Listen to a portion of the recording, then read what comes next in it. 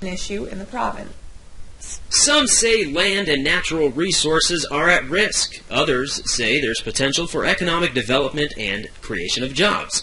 The debate over shale gas exploration runs deep in the province of New Brunswick. By fracking, massive drills will basically be digging underground to fracture shale rocks in order to release pockets of gas. Well, it's very environmentally risky, primarily to our water table. Once you've contaminated your water source, where do you get the clean water?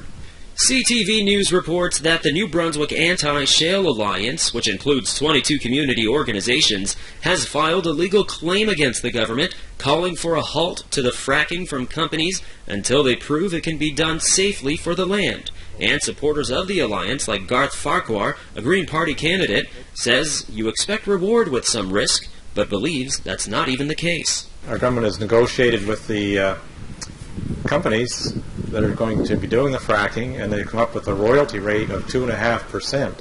He says that's the lowest of any jurisdiction he's heard of. One of the companies seeking to explore oil and natural gas is the Southwestern Energy Company, or SWN.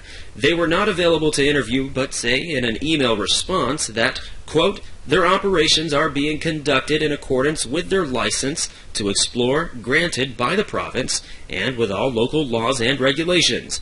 They also say the projects will create jobs and improve economic development. SWN tells us right now they are in the early stages of drilling a few vertical wells and taking rock samples to determine the viability of future energy development. These projects will happen mostly in southeastern New Brunswick. Meanwhile, the Anti-Shale Alliance and its supporters say they continue to stand against any project that they see as having no consideration for land preservation. Baha Eldon, News Source 8. More ahead coming up a little